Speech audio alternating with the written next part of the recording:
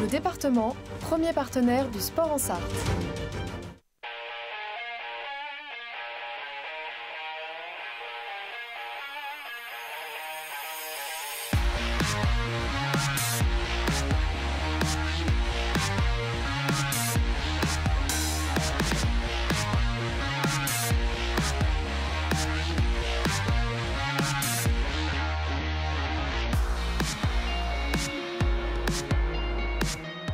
Bonsoir à toutes et à tous, ravi de vous retrouver sur les antennes d'LMTV Sarthe pour votre émission sportive 72 Sport. Regardez le programme aujourd'hui donc. Au programme du football, on parlera de la lourde défaite du Mans FC qui a raté le coche dans l'objectif monté en Ligue 2. Dans la deuxième partie, on parlera de sport mécanique avec de la moto, de l'auto également, du basket, du cyclisme. Enfin, un programme assez riche. Donc, en troisième partie d'émission, on parlera basket avec le MSB qui affronte l'Asvel ce soir. Le MSB d'ores et déjà assuré de jouer les playoffs dans cette fin de saison. Et puis en quatrième et dernière partie d'émission, on parlera des 24 heures running qui ont lieu ce week-end. On sera en présence de Dominique Chéreau, l'organisateur de cet événement. Mais on commence comme chaque lundi par l'info à l'œil.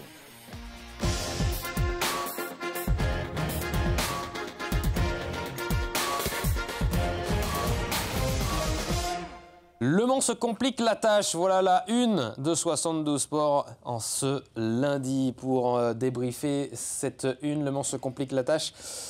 Marc Moreau, bonsoir. Bonsoir Antoine. Vous avez regardé cette journée de championnat, la 33e journée du championnat de national. Regardons donc ce résumé avec un match qui a très mal commencé pour les joueurs de Patrick Videra avec cette ouverture du score de Stanislas Maxime Tomkilt à la 6e minute de jeu, à la demi-heure de jeu. Le deuxième but pour Concarneau avec Ryan Bamba, 2-0 déjà.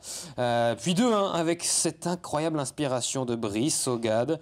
Le Mans qui va encaisser un troisième but, un but gag. Le Mans qui a voulu tenter un 1-2 avec son gardien, avec Nico Kossic. Ça ne passe évidemment pas. 4-2 ensuite, puis 5 buts à 1 à ce moment-là, pardon. 5 buts à 1 avec Ryan Tousgar qui va inscrire le 5e but donc, de Concarneau. Et puis à la toute fin du match, l'attaquant Manso, Damgay, va inscrire un but un petit peu gag avec ce ballon relâché par le portier de Concarneau, gêné par Antoine Rabillard. Score final 5-2. Ce dernier but, vous allez comprendre dans quelques instants, est extrêmement important pour les joueurs de Patrick Videra. Marc, en regardant le match vendredi, on s'est dit qu'il fallait mieux que 2 jours passent pour ne pas débriefer cette rencontre à chaud. Et 2 jours, ce n'est pas trop. Le Mans a complètement manqué ce rendez-vous important. Oui, complètement manqué du début à la fin. Alors évidemment, on évoquera effectivement ce but un peu gag à la fin de Damgay qui fait quand même beaucoup les affaires du Mans FC, mais il n'y a rien eu. En fait, c'est même difficile à analyser dans le contenu parce que ils ont joué terrorisés en fait à l'idée de la pression qu'il pouvait y avoir sur ce match, parce que il y a évidemment le discours du coach et du club envers la presse dans les conférences de presse, les veilles de match. Voilà, on a préparé le match comme les autres, ces 3 points, etc. Mais non, ce match-là était important et celui de vendredi contre Versailles le sera encore plus. Et il faut.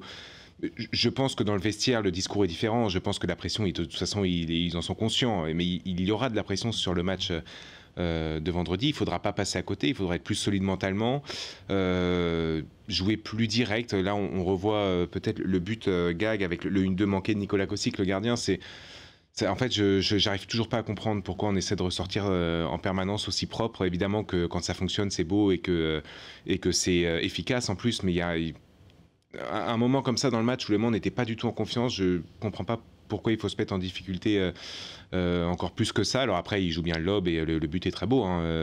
Il fallait le mettre. Mais ouais, c'était un naufrage, c'est peut-être un peu dur parce que Le Mans a malgré tout sauvé les meubles en toute fin de match, mais c'était vraiment pas beau à voir et ça doit pas évidemment gâcher toute la deuxième partie de saison qui est quand même extraordinaire du Mans FC. Il faut le rappeler et le ressouligner une nouvelle fois.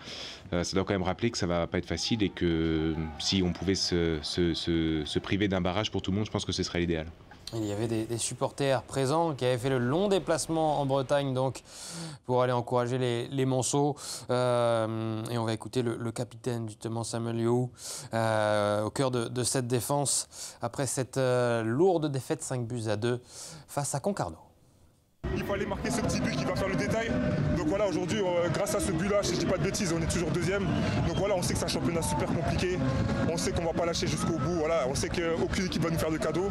Donc voilà, dernière journée chez nous, on a je ne sais pas combien de supporters qui vont venir encore. Donc voilà, c'est à nous de donner tout, mouiller le maillot. Et puis voilà, si on veut vraiment monter en Ligue 2, on va le faire à la maison et puis la fête elle sera plus belle. Qu'est-ce qui s'est passé ce soir Aujourd'hui, c'est un match sans, ça arrive. Aujourd'hui, vous savez, quand ça fait depuis les phases retour, on n'a qu'une seule défaite, 11 victoires et 2 matchs nuls. Voilà, on sait qu'aujourd'hui, mentalement, on a encore un groupe jeune. Et voilà, peut-être que ces matchs tranchants sur la fin de saison, ils sont compliqués à gérer. Donc voilà, on va se reposer tranquillement. On a encore une semaine pour préparer, on va rentrer tranquillement. Et puis moi, j'ai confiance en mon groupe. Je vous dis la vérité, on a des joueurs issus du club, on a des joueurs qui mouillent le maillot. Et franchement, on revient de loin. Ce qu'on a fait, on le mérite. Et on ne va pas lâcher, ne vous inquiétez pas.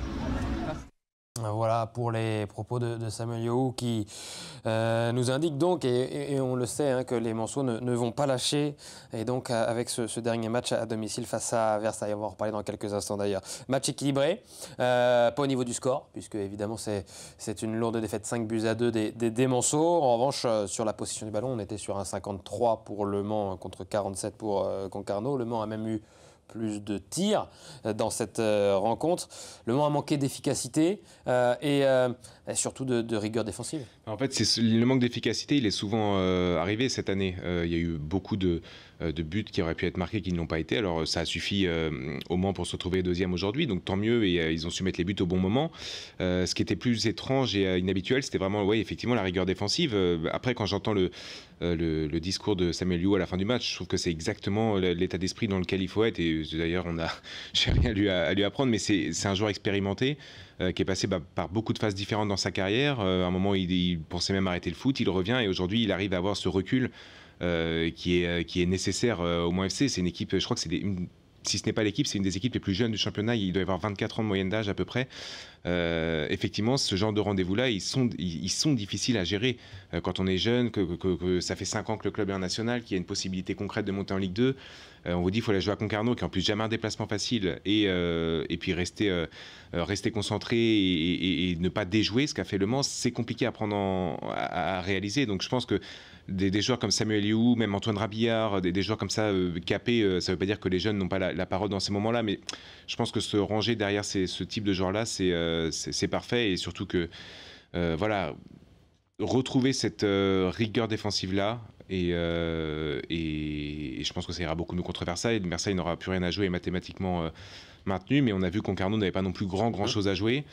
Versailles ne va pas venir pour prendre des photos, donc je pense que ça va être très compliqué. Et puis surtout, Samuel Yohou l'a répété, il y aura, si ce n'est pas guichet fermé, ce sera pas loin, il y aura plus de 20 000 personnes. Ça rajoute forcément un petit peu de tension. Alors à eux de le transformer en excitation et en pression positive, ça peut jouer aussi dans ce sens-là. Il faudra marquer vite, je pense. Après, il ne faudra pas s'écrouler et pas avoir peur, en fait, comme Le Mans a eu peur à Concarneau. On a revu d'ailleurs les buts de cette rencontre grâce aux images sur place de Colin Ancel d'un autre axe, et on se pose aussi souvent quelques questions sur certains buts encaissés, notamment ce 1-2 tenté avec Nicolas Kosic. On va écouter le coach Manceau qui parle de non-match évidemment, et qui n'a pas essayé de se trouver d'excuses après cette rencontre. On écoute Patrick Videra. C'est un ensemble et moi le premier, je le répète, voilà, on a fait des mauvais choix, on a manqué de profondeur, de qualité technique, d'efficacité, au contraire d'eux, mais voilà, c'est pas, voilà. J'ai envie, vous savez, il y a des fois il faut oublier, il faut passer à autre chose, il faut retenir. On a pris une claque ce soir, et aujourd'hui il ne faut pas attendre la deuxième joue, la deuxième joue de la semaine prochaine, et pouvoir rectifier les choses très rapidement. rectifier les choses rapidement. Donc pour les joueurs de Patrick Vieira, c'est une mauvaise opération, même si elle aurait pu encore être pire, puisqu'il y a ce but à la toute dernière minute de Dame Gay, ce but un petit peu gag, donc, qui permet de repasser au classement devant Boulogne-sur-Mer, qui a gagné son match 3-0. Le Mans qui avait 3 points d'avance avant cette rencontre face par rapport à Boulogne-sur-Mer. Et donc, avant ce dernier but manceau, quand il y avait encore 5-1, Le Mans était provisoirement à la 3e place du championnat. Et grâce à ce but, donc, Le Mans reste 2e. On va faire le point sur le classement. Regardez justement ce classement de ce championnat de national. Le Mans donc à la 2e place. Nancy est déjà assuré d'être vainqueur de ce championnat national. Boulogne donc revient à 55 points. Dijon est 4e. On a donc les futurs clubs qui seront en Ligue 2 la saison prochaine. Nancy et Le Mans ou Boulogne, mais avec cette 3e place qui peut encore prétendre à une place en national avec le match de barrage. Nîmes, à la 10e place, est certain d'être relégué. Voilà les enseignements de cette 33e journée de championnat. Regardons également les critères.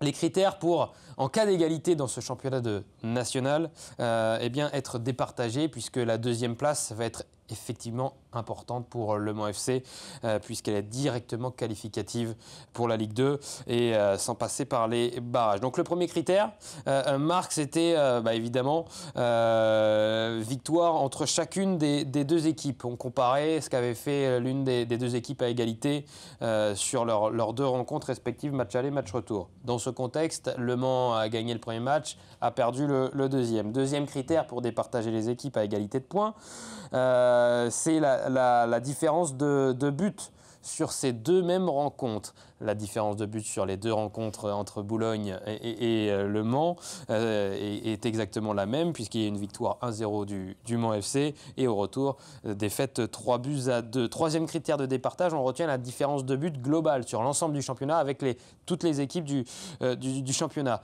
Plus 12 pour les 2 équipes.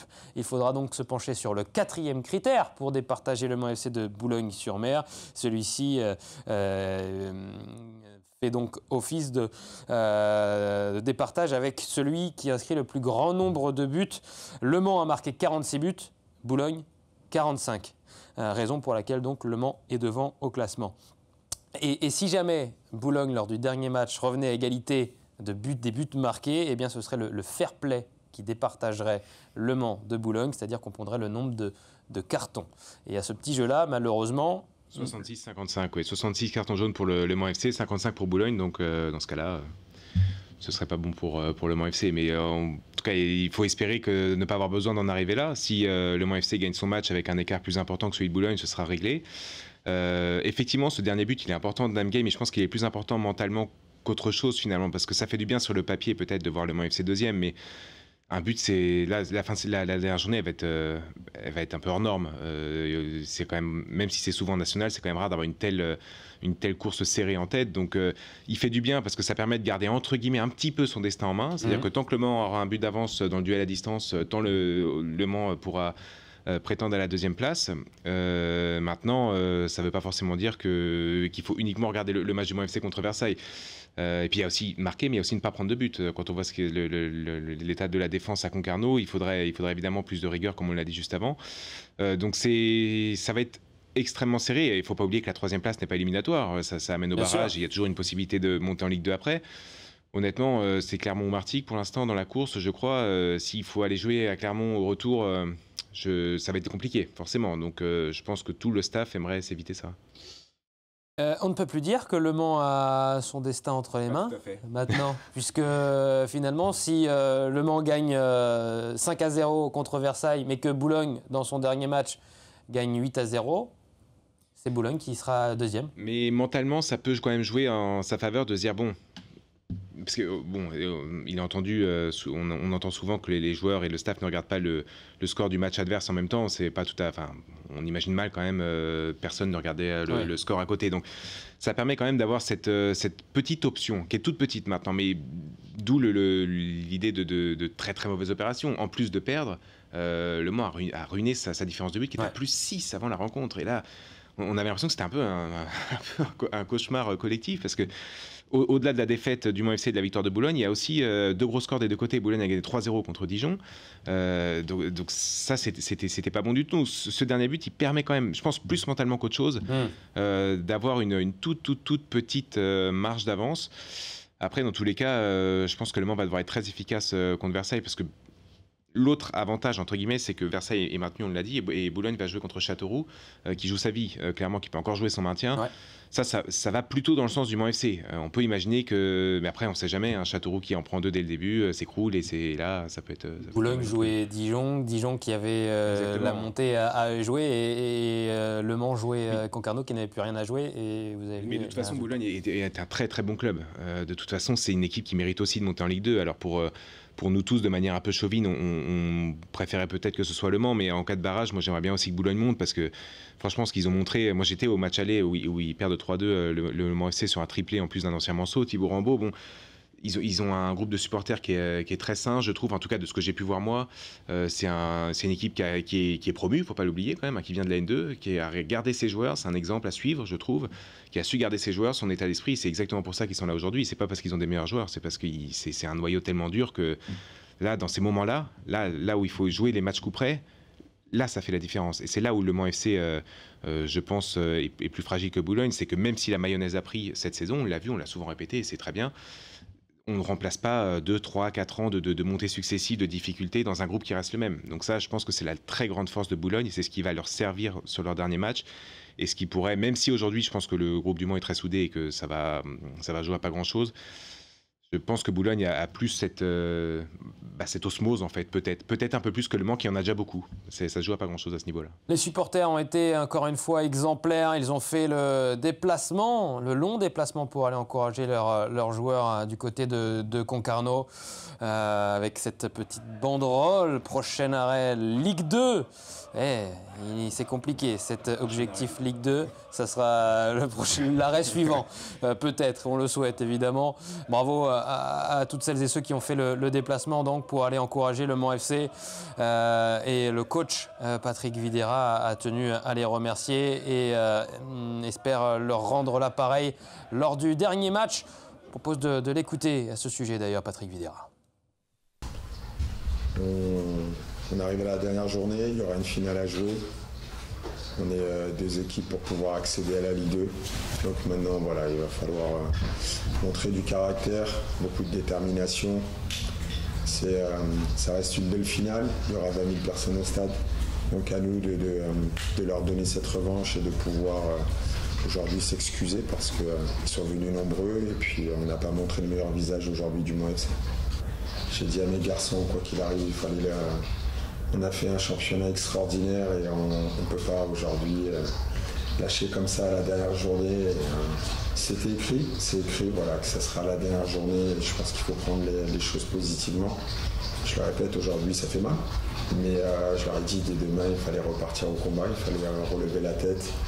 Et je le répète, on a quand même ce bonheur de pouvoir jouer cette finale à domicile devant 20 000 personnes sûrement. Donc, c'est le rêve de tout joueur. Maintenant, c'est montrer notre vrai visage simplement. Après, viendra ce qu'il adviendra, mais je veux qu'on montre le vrai visage du Mans FC et faire plaisir à nos spectateurs.